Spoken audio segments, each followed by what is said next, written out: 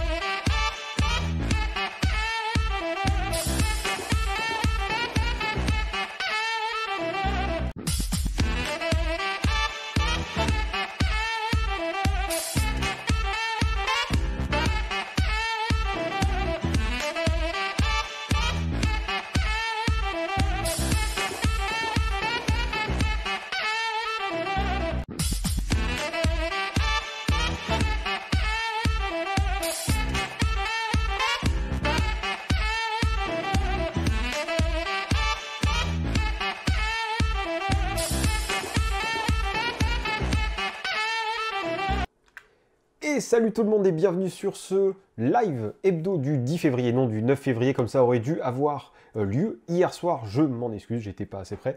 Et puis, faut dire qu'en plus, il y avait Rollis TV qui faisait son live du mois, donc bon, j'ai préféré le regarder en partie en fait.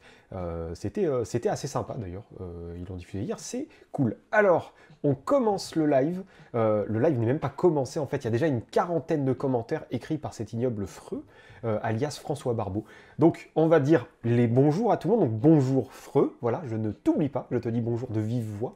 Donc, bonjour David, bonjour Shendor, alias Patrice, bonjour Sébastien, bonjour Carthage, bonjour David encore, parce que j'aime bien dire deux fois, bonjour Fred Leclug, et bonjour Anakin. Voilà, donc du coup c'est voilà, c'est fait, hein, on est pas mal. Ça commence à partir dans tous les sens hein, quand même, hein. Vous êtes pas sortable, mais c'est pour ça que je vous aime. Donc j'espère que vous allez bien, que le début de semaine s'est bien passé. Alors certes, je parlais de live de Rollis TV, il y avait le live de Geekpoa aussi, lundi soir, il y avait tout un tas d'autres choses comme chaque soir sur YouTube, hein, que ce soit en live, en actual play, en streaming, ou en diffusé classiquement en fait sur YouTube. Mais on espère que les journées se sont bien passées pour le lundi, le mardi, parce qu'il fait un peu froid. Donc du coup c'est pas mal, mais dans le chat apparemment on se réchauffe à coups de bière de marque Pils, ce qui entre nous n'est pas recommandé. Voilà, donc parce que c'est vraiment de la pisse. Voilà, on va pas faire d'autres terminologies pour cette horreur qui n'a d'égal que la fax que je ne vous recommande pas de boire non plus. C'est la fête du live, et oui. Et donc, et d'ailleurs, au passage, Fred, bravo pour pour avoir été annoncé chez Rollis TV hier en plein live. Du coup, comme je manque d'originalité, je vais faire pareil aujourd'hui. Alors, je ne vais pas annoncer que Fred rejoint Indécent, parce qu'il est déjà chez Rollis TV, et puis il est, il est mort de froid, alors qu'il est en fait, c'est un robot qui parle. Salut Romain. Et bienvenue à toi sur ce live en roue libre, comme toujours. Oui, effectivement, parce que à quoi bon? Voilà, franchement, à quoi bon s'embêter? Donc, de quoi on va parler dans ce live? On va faire à peu près comme d'habitude, à ceci près qu'il y aura un petit truc en plus au milieu, juste avant ma critique du jour, enfin de la semaine. Alors, on a, je vais parler des derniers achats, des derniers services presse qu'on a reçus, du programme de la semaine aussi, ce qu'on prévoit de tourner et de diffuser, et on va annoncer juste après la nouvelle recrue, qui, premier indice, est un homme. Voilà, donc ça corrobore avec le fait que ça puisse être Fred Leclug. Mais vous en saurez plus par la suite. Et puis après, je parlerai de Fléau de Kobayashi, je ferai un petit zoom dessus. Un jeu fortement sympathique pour jouer à Warhammer. et ça tombe bien, vu que le bouquin de base n'est pas disponible, ça te permet de faire le job. Donc du coup, on est plutôt pas mal. Voilà, donc du coup, c'est plutôt un bon programme. Et puis, on rajoutera un petit point actu à la fin de la soirée. Alors, je recalibre un peu mon micro-cravate parce que ce petit col me donne chaud. Hein. Ce n'est pas ta présence dans le chat, Freud, ne t'inquiète pas.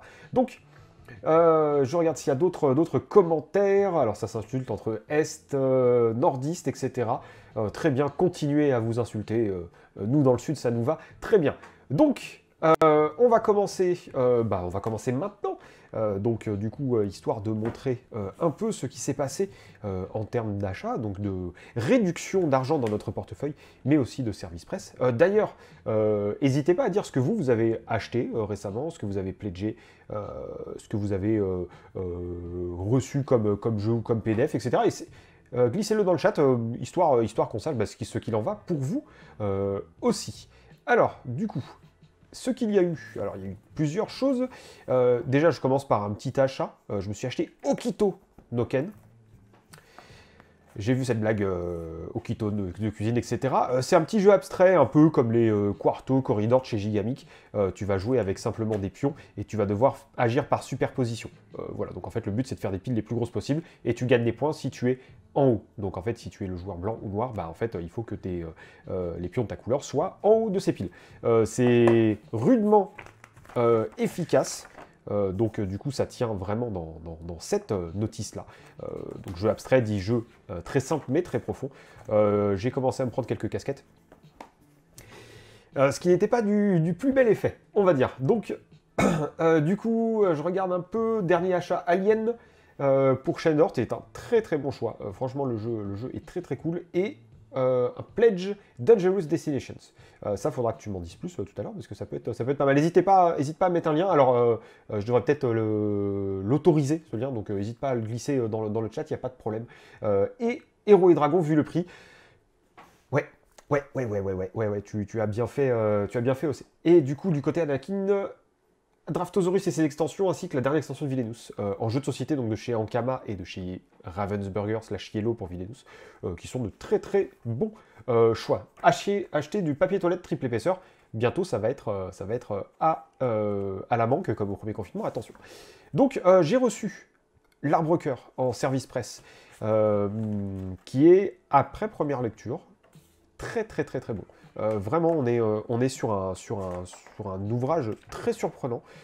Je m'attendais pas à un truc aussi cool, je m'attendais à un scénar bateau. Alors, on a un scénario classique, type D&D. Donc là, je passe vite parce que j'ai pas envie de vous en montrer trop. Ce qui est vraiment très fort, ce sont ces encarts, en fait, qui sont disséminés un peu partout, qui vont être vraiment très cool, qui mettent voilà, quelques mots pour l'ambiance, quelques conseils de musique, etc.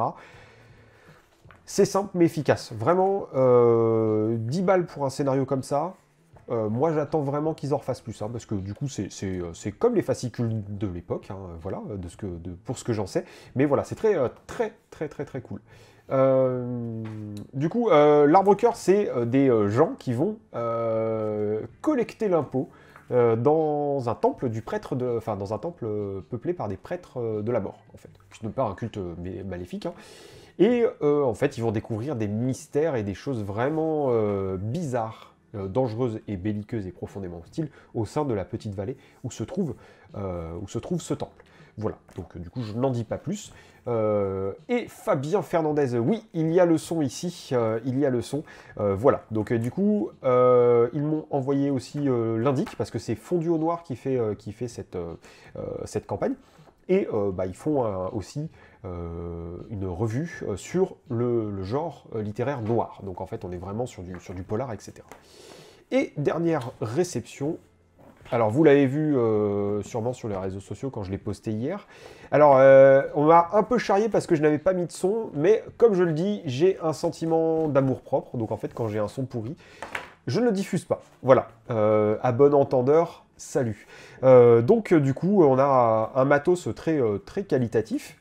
Du coup, c'est plutôt cool. Le visuel est très sympa.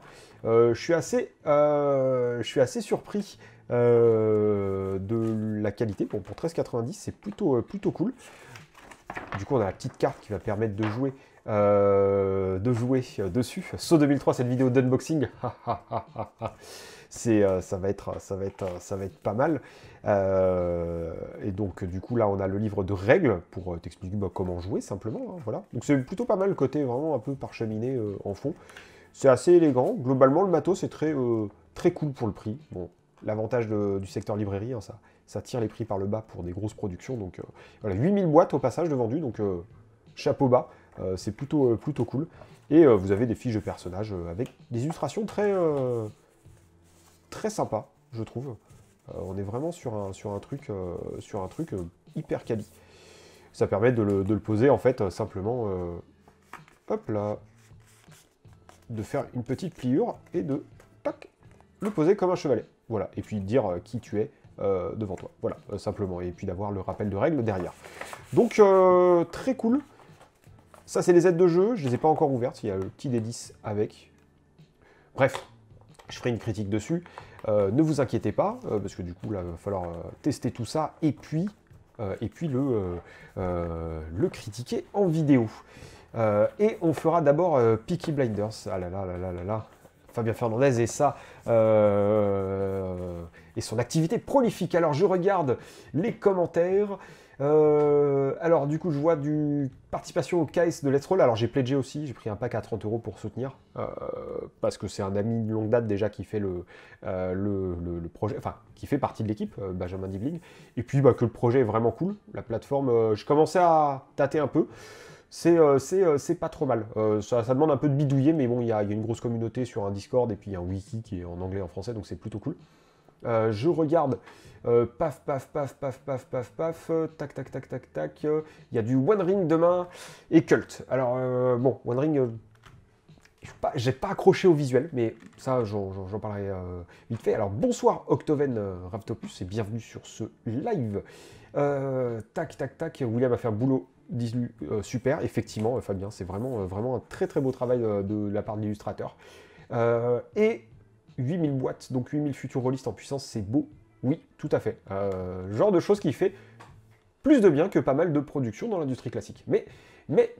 Et non, il n'y a pas le totem dans la boîte chaîne d'or, et tu jouerais bien Philippe Etchebest, Fred Leclug, eh bien je t'en prie, on attend ton interprétation en actual play dès demain soir. Maintenant tu es dans le Rollis TV, hein, donc du coup, on va commencer à travailler, hein, monsieur. Hein. Tu vas retourner faire des vidéos sur ton poste de travail. Allez hop. Donc, du coup, je vais passer à la suite. Alors, avant de passer à la critique, on va passer au programme de la semaine, mais rassurez-vous, j'annoncerai la revue, enfin la nouvelle recrue juste après. Alors, dimanche soir a été diffusée une interview de Let's Roll, justement, j'en parlais juste avant, avec Benjamin et Exerve, qui est un YouTuber, qui est une chaîne YouTube, du coup, sur le jeu vidéo essentiellement, qui fait du jeu de rôle aussi. Voilà, la plateforme bat son plein, en fait, parce que du coup, sur un Kickstarter, on est vraiment sur un truc très balèze, puisque du coup il est en train de tout tabasser en termes de succès. Enfin, tout tabasser, il a même reçu un petit like de Kickstarter, mais pour un truc de 120 000 $, enfin 120 000 € récoltés en quelques jours, il reste encore une vingtaine de jours. A priori, ça va être plutôt bon. Donc on va vraiment avoir... a priori, de ce que j'ai vu pour l'instant, c'est qualitatif. Mais on va vraiment avoir un truc quali à l'avenir. Mais bon, du coup, ce n'est pas le sujet du jour. Le suspense est insoutenable. Je parie sur le jumeau maléfique de Mehdi. Donc, du coup, oui, spéculation. Donc voilà, on a diffusé ça dimanche soir, donc c'était sur le coup de 20 h, donc c'est l'avant-dernière vidéo, après celle-là, avant celle-là, donc que tu peux regarder sur la chaîne YouTube d'un des 100 podcasts. Cette semaine, alors on ne sait pas ce qu'on diffuse exactement, mais en tout cas on sait ce qu'on tourne. Demain soir, je tourne avec JB une review des Terres d'Aran, la boîte d'initiation Elf, et une review, ou du moins une partie de la review, en fonction du temps qu'on aura, d'Alien, le jeu de rôle. Donc en fait, on fera la review du livre de base, histoire de faire les choses bien. Donc ça devrait diffuser une des vidéos cette semaine. On ne sait pas laquelle, ça dépendra qui est le plus rapide. Donc voilà un peu ce qu'il y a chez nous. Donc, du coup, on va retourner sur le deuxième écran et on va dévoiler la nouvelle recrue de Indécent Podcast. Alors, c'est vrai que du coup, ça fait 2 cette année, enfin cette saison 2020-2021. Il y a eu Déborah déjà qui nous a rejoint fin d'année dernière, donc c'était courant juin-juillet. Elle nous avait fait quelques montages pendant l'été et elle a rejoint vraiment devant la caméra l'équipe en septembre. Et on a... Et bonsoir Kawet, ça fait plaisir de te voir sur le live. Ça faisait longtemps qu'on s'était pas croisés. Et du coup, là, t'arrives au moment où, où on va annoncer la nouvelle recrue d'Indécent que tu connais, Kawet, en plus. Donc, du coup, ça permet de faire les choses bien. Alors, ça n'est pas une femme, c'est un homme, cette fois. Donc, c'est un release de longue date qui dispose d'une belle collection de jeux. Qui est à la fois en VO et en VF. Grand fan de l'Appel de Cthulhu, de Delta Green, d'Alien, du Docteur Who. Hein. Il y en a, oui, il y en a 4 en France, il en fait partie. Eh bien, il s'agit d'Antoine. Voilà, donc Antoine qui est à Montpellier aussi, hein, ce qui permettra de continuer à faire cette mafia du sud de la France. Hein, voilà, comme ça on est on reste entre bons amis, entre guillemets. Donc un grand fan de café, un grand fan du coup d'Alien, Doctor Who, tout ça, tout ce genre de choses. Il adore porter des couvre-chefs aussi. Et adore encore boire du café. Croire qu'il est plus compulsif que moi en la matière. Donc voilà, Antoine, vous le verrez sur des vidéos un peu comme Deb, en fait, hein, et JB et moi, hein, des vidéos de critiques. Alors maintenant, on les fait à 2, les critiques, donc voilà, on se verra comme ça. Mais vous le verrez de sûr pour la première fois, peut-être avant, s'il y a un truc qu'on fait en plus, mais la première fois où il devra apparaître, ça sera dans la brève à la fin du mois. Donc l'une des brèves des futures sorties ou des dernières sorties. Tac, tac, tac, je regarde un peu les commentaires. Vous l'avez empaillé? Non, c'est une image, ne t'inquiète pas. Ouais, il y a du pognon chez Indécent, ça recrute. Je prends une partie de tes commissions, de ce que tu touches avec ta folle rétribution d'auteur de jeux de rôle. Ça c'est clair. C'est un peu question pour un champion ici. Ouais, vous êtes tous tarés. Et du coup, voilà. Donc il y a même eu un Antoine de Chaîne d'Or. Je crois qu'il a défaillé. Voilà, hein, il s'est évanoui de joie. Donc voilà, et bien sûr, fan d'Alien, donc le mug Wayland Yutani, et il a une pléthore de matériel sur Alien aussi, donc c'est plutôt très cool. Donc, on va revenir directement sur le sujet du jour, parce que Antoine va très bientôt arriver dans les prochains jours, semaines, sur Indécent Podcast, mais on va revenir au programme. Aujourd'hui, le zoom que je voulais faire concernait en fait simplement Fléau, qui est un jeu absolument super, qui est très très bien si tu veux jouer à Warhammer, comme je te le disais. Alors Fléau, qu'est-ce que c'est? Je fais des transitions comme ça, sans vergogne. Donc, la grande question, il aime l'œil noir? Je ne m'exprimerai pas pour lui, mais je pense qu'on est du même avis, lui et moi, là-dessus. Je veux sa collecte, Doctor Who perso, un Whovian, c'est forcément quelqu'un de bien. Oui, oui, oui, effectivement, il y a une collection assez impressionnante. Mais il y en a, et encore, il n'y a pas tout derrière lui. Hein, c'est une passion débordante et envahissante. Voilà, quand je pense que j'achète trop, je regarde l'image de la bibliothèque d'Antoine et je me dis que, en fait, j'ai encore de la place, ça va très, très bien. Donc, du coup, on va voir, du coup, en parlant de jeux de rôle et parlant de collecte plutôt pléthorique, Warhammer, hein, comme vous le connaissez, et ben, face aux derniers errements de la version française et des lenteurs dans la traduction et dans le réapprovisionnement du bouquin de base, eh bien, il y a des solutions peu onéreuses, voire gratuites, qui tiennent en une trentaine de pages, un PDF. Alors, attention, ça n'est pas parfait, attention, c'est perfectible, oui, effectivement, mais c'est totalement gratos. Et c'est fait par un auteur très talentueux, qui s'appelle Kobayashi. Donc, c'est cet individu-là qui a créé notamment Rats in the Walls, Into the Dark, Strichia, l'incroyable Strichia, qui est un jeu où tu joues des ordures de Spadassa au 16e, 17e siècle. C'est vraiment, vraiment très, très, très, très, très cool. Du coup, c'est vraiment un auteur que je vous recommande d'aller voir, parce que il a des productions qui sont vraiment très hétéroclites et super qualitatives, avec une petite préférence pour Shell Shock, qui est un jeu sur la guerre, mais plutôt du côté traumatisme mental, ce qui est très intéressant comme point de vue. Alors, c'est illustré par Carlos Castillo Edgara, qui est quelqu'un que j'ai apprécié découvrir dans ce livre, du coup, ce PDF. Alors, qu'est-ce que c'est que ce truc? Alors, déjà, tu peux le choper sur le livre de l'ours, hein, donc il est dans la description de la vidéo. Tous les liens de ce dont je te parle sont dans la description de la vidéo en dessous. On a le sommaire qui te résume, en fait, intro, création de personnages, avec déjà des petites choses tordues, ici, là, qui sont vraiment très sympas. Moi, j'adore le visuel, les pages comme ça sur fond noir, avec ces volutes de fumée. C'est vraiment très très bon. Et puis, la police d'écriture sur le détail de l'univers. Bon, du coup, qu'est-ce que c'est que ce truc? C'est Warhammer qui aurait eu un enfant avec le 16e et 17e siècle de notre monde. Donc c'est un peu dégueulasse. Comme le dit le jeu, c'est un jeu sur la guerre de 30 ans avec des orques et des légions de squelettes. Donc on joue des thèmes chers à Warhammer. Du coup, je vois les commentaires, et vous êtes quand même assez dingue. Des retards de réapprocher Chaos. Vous mentez, monsieur. Prouvez-moi le contraire, monsieur François. Voilà. Donc, c'est vraiment comme thème, c'est la corruption, la décadence, la déchéance de ton personnage, de tes personnages, puis du monde qui t'entoure de toute façon. Parce que si même toi, tu n'es pas corrompu par le chaos, ou par la corruption ou autre, eh bien, le reste le fera largement pour toi. Alors, on va jouer ce qu'on appelle les traînes savates, des bandits, des truands, des marginaux, qui vont essayer de survivre et peut-être tirer leur épingle du jeu. Voilà. Donc du coup, c'est vraiment la même ambiance que Warhammer. Voilà. Petite punchline là qui tabasse bien. Alors, on a un système très simple. Alors, l'univers, c'est pas plus que ça. Tu te débrouilles, tu peux l'incorporer dans Warhammer. Tu peux le faire un univers à toi ou utiliser notre histoire, parce que la guerre de 30 ans est suffisamment prolixe en matière d'horreur, de décapitation, de massacre, de carnage et de charnier. Donc du coup, il y a de quoi mettre du Warhammer dedans.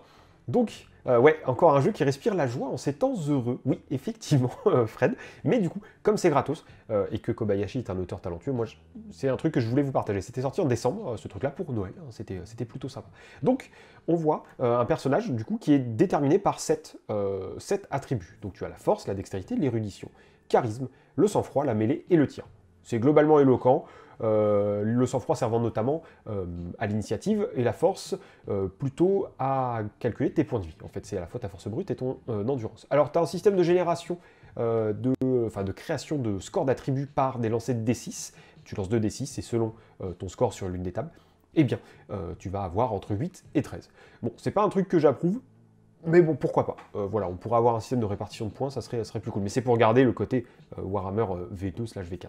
Donc ensuite, on a une table d'historique, en fait, de background. Voilà.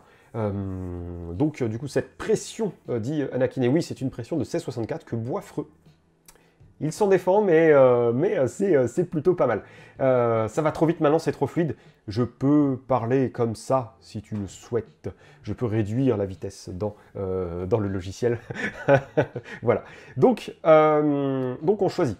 On est ou humain ou elfling, ça va être la même table pour les deux. On peut être aussi elfe ou nain, comme Freux, du coup.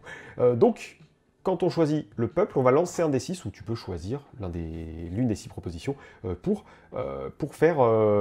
avoir un bonus dans un des attributs. Alors ça peut être par exemple pour elfe, ça peut être grandi sous la coupe d'un membre du Haut Conseil, donc plus 1 en charisme, ou en protégeant les frontières du royaume, plus 1 en mêlée, par exemple. Ou voilà, en tant que nain, comme apprenti de la forge, ou au fond de la mine, à coup de pioche. Voilà. Donc, du coup, ça te donne un petit bonus, et on détermine aussi pourquoi en fait, tu as été te retrouver sur les routes, parce que tu joues ce genre de ruffians, tu joues des marginaux, en fait, et puis des gens qui vont traîner sur les routes et qui sont assez mal vus en ville. Voilà, donc en fait, on t'a accusé de... Alors ça peut être d'avoir provoqué la mort de quelqu'un, d'être un voleur, d'avoir trahi, de corruption, d'être un agitateur, voilà, de boire de la 1664 alors que tu dis que tu n'en bois pas, ce genre de chance. Ensuite, tu as la profession. Qu'est-ce que tu fais depuis que tu es sur les routes, justement? Et tu choisis, alors ça peut être la violence, l'isolement, la débrouillardise, l'érudition. Ça donnera aussi un bonus dans un des attributs. Voilà, donc ça peut être par exemple la violence, donc mercenaire, plus 1 en mêlée, braconnier pour l'isolement, hein, donc plus 1 en tir, arnaqueur, pour la débrouillardise, donc plus en charisme, ou alors plus en érudition si tu as fini intendant. Voilà, donc du coup, on passe après au récapitulatif des caractéristiques annexes, donc les points de vie, égal à la force, les dégâts. Tu infliges D6 dégâts et D4 quand tu es à main nue, ça c'est par défaut, après tu as des armes qui t'augmentent ça. Et puis tu as la volonté qui commence à D6. Il y a un principe de dé d'usage pour ton matos, mais aussi pour ta volonté, mais ça j'y viendrai un petit peu plus tard. Et on a un équipement, tu as une arme, un couteau, et puis 3d6 shillings. Alors ça peut être n'importe quelle monnaie, hein, on s'inspire du 16e, 17e siècle, mais tu peux bien sûr utiliser autre chose que de la monnaie anglaise. C'est même fortement conseillé. Ensuite on a l'XP, tu gagnes 1 à 3 parties, XP par partie, pardon. Voilà, donc du coup tu fais comme tu veux, et tous les X XP tu gagnes un niveau. Ça peut être tous les 5, tous les 3, tous les 8, c'est toi qui vois. Et chaque niveau te donne un attribut, avec un PV en plus, ou un talent, ou une profession. Voilà, simplement. Les talents, justement, ça va être ça. Donc avec le temps de passer sur les routes, tu es devenu, par exemple, fétichiste. Une de vos armes inflige désormais des 12 points de dégâts au lieu de des 6. Ou impassible, tu peux ramener ton dé de volonté à son maximum après un repos court. Voilà, donc tu as sanguinaire, paranoïaque, touché par l'obscur, etc., etc. Et puis ça casse la monnaie anglaise. Elle est pas mal. 9 sur 10 parce qu'il y avait la spontanéité et tout. Voilà, c'est très cool. Non, là, pour le coup, Freux, on peut tous, vous pouvez tous mettre des claps dans le chat, hein, des petits smileys et emojis qui applaudissent parce que franchement, elle est très cool. Là, chez vous, vous pouvez applaudir Freux. Là, pour le coup, ça part du fond du cœur, ne t'inquiète pas. Donc, on a le listing des prix, les armes, etc., etc., etc. Et là, on va passer aux règles. Alors, globalement, c'est très simple. Le tour de jeu, alors surtout quand tu es en combat, c'est 2 actions par tour. Faut surtout pas faire 2 fois la même, parce que sinon tu utilises un cran de volonté. Mais ça, on y viendra après. Et globalement, quand tu lances les dés, pour savoir si tu te rates ou pas, tu lances un dé 20. Tu peux le faire à 2d10 si tu veux changer les probas, ou à 3d6 si tu veux le faire à la GURPS, dans ce qu'on te proposait aussi dans le DK System. Mais globalement, sinon c'est un D20. Et là, tu vas devoir faire en dessous de ton score. Pas en dessous ou égal, en dessous. Si tu fais égal ou supérieur, c'est un échec. Ou une demi-réussite, celle qui pue un peu la cendre, tu vois, un peu comme à Wasberg quand tu as un oui mais. Donc, on a du coup ensuite le récapitulatif. Alors tout se détaille sur les fins de page, hein, donc ne vous inquiétez pas. On a un système de réussite et d'échec critique sur 1 et 20. On a un système d'avantages, désavantages. Tu lances 2 dés et puis tu gardes le meilleur ou le moins bon. Et tu as les dés d'usage. Alors globalement, tu as des équipements ou ta volonté qui vont être à D6, D8, D12, D20. Ta volonté est à D6 au début, ok. Sachant que quand tu utilises du matériel, une ressource ou alors une arme pendant un combat, en fait, tu vas avoir le dé d'usure qui va être testé. Donc en fait, s'il a D20, par exemple, au début il est tout neuf, tu vas lancer un D4. Alors c'est un peu bizarre, mais en fait le D20, le D12 ou le D10, c'est un niveau, c'est un cran. Si tu fais 3 ou 4, c'est pas un problème. Si tu fais 1 ou 2 sur ton D4, poum, tu passes de D20 à D12. Etc, etc, etc. Et salut Olivier, donc Alnom 6, du coup Olivier de Marseille, et l'auteur d'Hémisphère.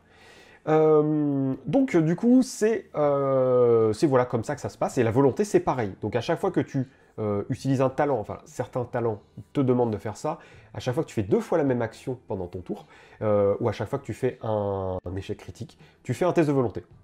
Si ta volonté s'épuise, tu fais un test de panique. Et puis là, la panique, ça peut être à une crise cardiaque, fais un jet sur la table, mordre la poussière, par exemple. Voilà. Globalement, tu meurs difficilement quand même dans ce jeu. C'est un peu comme dans Warhammer. Globalement, en fait, on va voir après la table de combat, ça s'appelle mordre la poussière. Et tu peux faire des actions en groupe, bien entendu. Et la perception, là, c'est plutôt cool. On part du principe que quand tu vois quelque chose, quand tu cherches quelque chose, tu le trouves. Voilà. Et s'il y a une embuscade, c'est avec un test d'initiative. Alors là, on a la petite partie sur le combat qui fait 2-3 pages. Tu calcules ton initiative en faisant un D20 pardon, sous ton sang-froid. Et tu agis en premier ou en dernier selon le truc. Après, il y a des effets spéciaux avec les échecs critiques et les réussites critiques. Si Almond 6 voulait rester incognito, c'est raté. Ouais, désolé, j'ai un peu de mal avec les pseudos. Du coup, je le connais personnellement, donc du coup, c'est pour ça. Mais si tu veux qu'à l'avenir, je t'appelle par ton pseudo, il n'y a pas de problème. En gros, le MJ ne lance pas de dés. C'est les PJ qui lancent les dés à chaque fois. globalement, tes PNJ, tes monstres, tes opposants, vont avoir des scores, ils vont faire des attaques à chaque tour, en fait. Une ou plusieurs, si tu as envie de cheater le game. Et en fait, toi, tu vas devoir répliquer. Tu vas devoir réagir face à ça. Donc, tu peux, par exemple, faire un test d'attaque, sous ton attribut force, par exemple, ou tu peux faire un test, sous ton attribut mêlée ou tir, pardon, parce que la force, ça compte vraiment pour les efforts physiques. Et à côté, tu peux faire une parade ou une esquive, en faisant un jet de mêlée ou dextérité. Si tu fais 2 attaques ou 2 mêlées ou 2 parades ou 2 esquives, bah, tu dois faire un test de volonté, rappelle-toi. Donc du coup, ça te permet d'encaisser les dégâts, sachant que tu as l'armure qui peut un peu aider si tu es un personnage qui a une carrière professionnelle violente. Tu as un petit distinguo sur le niveau de menace. Hein. Si quelqu'un est supérieur à toi en niveau, bah, en fait, la différence de niveau te donne un malus. Ce qui est plutôt cool. Et par contre, si tu es supérieur à ton adversaire, eh bien, tu n'as aucun bonus. C'est sombre, c'est dégueulasse, c'est injuste. Et puis, on va avoir globalement, après le reste, hein, donc les points de vie, les dégâts continus, la récupération. Et ce qui est pas mal, c'est le principe de mordre la poussière. Bon, alors, c'est peut-être un peu létal, un peu rapide, ça fait avec un D6. Sur 6, t'es mort. Voilà. Et sur 5, tu es amoché, donc tu perds un point de force ou de dextérité de manière permanente. Donc c'est plutôt quand même assez sec. Voilà, c'est fait pour faire des parties où tu vas pas aller bien loin, entre guillemets. Et puis après, tu as la sorcellerie. Alors là, en fait, globalement, t'as pas beaucoup de sorts, globalement. Tu fais un test de volonté si tu en es à partir de ton deuxième sort. La première fois, il n'y a pas de problème dans la journée. La deuxième fois, il faut que tu fasses un test de volonté. Tu as des effets, des contre-coups, comme des contre-coups du warp, entre guillemets, mais là ça va être des revanches du chaos. Voilà, en fait il faut que tu fasses un test d'attribut, simplement, voilà. Et la revanche du chaos se fait aussi sur une table avec des 6, par exemple une créature d'une autre dimension apparaît et vous entraîne dans son domaine. C'est pas dit que t'es mort, mais voilà, on va se l'avouer, ça ne se passe pas bien non plus, du coup. Donc du coup, je me rends compte que je ne m'étais pas mis sur le bon écran. Autant pour moi. Donc du coup, je vous laisse profiter des petits visuels. Excusez-moi, là, le coup de la connexion tout à l'heure m'a défaillé. Donc du coup, tu as le détail de tous les sorts, ici, qui sont reproduits en cartes aussi, que tu peux découper, si tu le souhaites. Histoire d'avoir des cartes de sorts un peu à la D&D ou Héros et Dragons, enfin, Feu et Héros et Dragons. Et tu as un petit bestiaire avec des personnages qui sont détaillés comme ça avec leur niveau, le nombre de PV et ce qu'ils infligent comme dégâts ou comme action. Voilà, tout simplement, donc c'est rudement efficace. Tu peux créer tes personnages aussi, tes PNJ, en choisissant le niveau, ça va te donner, paf, le nombre de PV, le nombre de dégâts qu'ils infligent à chaque fois. Ouais, très létal. Donc là, je voyais les cartes de sorts, entre guillemets, et la fiche de personnage, qui est derrière, en fait, qui est très simple à faire également, et à interpréter. Et puis là, on a le résumé sur 2 pages, du coup. C'est plutôt pas mal. Alors, je semble avoir... Alors, là, je n'ai pas de problème de latence, entre guillemets, de connexion, mais a priori, vous êtes bien à la bourre par rapport à moi au niveau du temps. Donc, du coup, j'essaye de ralentir. Donc, faites attention à bien mettre des messages, des questions dans le chat. J'y répondrai, donc peut-être avec un certain décalage. Parce que du coup, le décalage s'est augmenté subitement. Donc, quelle galère ce live. T'as quand même, hein. Enfin, franchement, Freux, je ne te pardonnerai jamais. Donc, en bref, ce que j'ai pensé du bousin. Bon, comme je te disais, ça te permet de jouer à Warhammer. En attendant une réimpression du livre de base ou un éventuel errata si tu as, hélas, acheté la première impression de la V4 du jeu. Deuxième point, c'est très court et très facile à lire, à mon avis, et à utiliser. Tu lis ça une soirée, tu fais des persos rapidement, tu lances la partie vraiment immédiatement. C'est assez létal, donc tu peux moduler si tu veux, tu peux aussi moduler l'augmentation des personnages, mais on est vraiment sur un truc qui se veut quand même assez létal tout de même. Donc, il faut faire attention à ce que ça ne frustre personne, entre guillemets. Les visuels sont très cool aussi. C'est quand même très beau. Il y a qu'à voir. C'est très simple. Alors, je dis pas que c'est simpliste, mais ça va droit à l'essentiel, mais vraiment c'est élégant. Et puis j'aime bien comment sont présentées les caractéristiques quand on les présentait en fait au tout début de la création de personnages. Voilà. Même des trucs comme ça qui sont un peu tordus, qui sont les polices un peu bariolées, et puis vraiment cette maquette qui jure en fait et qui choque, qui mais pas dans une situation très confortable de lecture. Bon, on n'est pas non plus dans un niveau hardcore de maquette, attention, hein, mais voilà, ça transmet bien par le visuel, la maquette, le graphisme du jeu, l'ambiance du coup de Fléau. Et ça, c'est vraiment, vraiment très cool. Le système de combat, le seul bémol que je verrais, c'est le système de combat en fait qui manque un peu de précision. Pour savoir comment un tour se passe, tu le devines plutôt que tu ne le lis en fait. Ça aurait gagné à avoir un exemple en plus. Mais on est vraiment... c'est dommage par exemple que c'est pas marqué, que tu ne lances pas les dés quand tu es MJ en fait. Voilà, tu le devines en lisant les caractéristiques des PNJ et le petit texte qu'il y a dessus. C'est un peu dommage. Donc du coup, ça gâche un petit peu la lecture, mais bon, c'est le seul point noir en fait. Bon, ça se rattrape assez vite, on est plutôt cool, donc du coup, il n'y a pas tant de pépins que ça. Voilà, globalement, on est sur un très bon ouvrage, je trouve. Pour ma part, moi j'ai bien aimé le lire, et je ne l'ai pas encore testé, mais je le ferai jouer, ça c'est clair, juste pour voir ce que ça fait de maîtriser Warhammer avec un autre système. Donc du coup, c'était plutôt très, très cool comme lecture. En tout cas, bravo Kobayashi, parce que du coup, ça reste très qualitatif ce que fait cette personne. Le lien dans la description, du coup, si jamais tu veux voir ce qu'il en va de Fléau. Donc, on va passer au point actu avant de finir ce double live, du coup. Donc, du coup, ça va être plutôt sympathique aussi. Alors, il y a eu plusieurs choses qui m'ont marqué cette semaine. Il y a eu alors pas mal de choses sur Donjons et Dragons, Héros et Dragons, etc. Notamment. Mais, bon, restons tous et toutes calmes. Voilà, c'est simplement ça. Voilà, donc oui, non, n'accusez pas Fred d'avoir saboté ce live, il doit tout simplement être en train de dormir. Voilà, je pense. Donc, le point actu de ce live. 4-5 choses qui dont je voulais vous parler vite fait. Alors, premièrement, hier soir, il y a eu le financement de Pathfinder sur Game on Tabletop qui s'est lancé, donc une campagne, une sentence d'exécution. Ça semble pas mal sur le papier, parce que ça change vraiment au niveau du pitch, une troupe itinérante de cirque, mais bon, après avoir vu les pitchs de chaque scénario, de chaque module, parce que c'est une campagne en 6 tomes, enfin en 6 histoires, mais réparties en 2 tomes, au lieu de 6 auparavant, ce qui est plutôt une bonne idée, je trouve. Ça fait quand même relativement classique comme scénario, donc bon, puis ça reste du Pathfinder V2, donc ça reste quelque chose de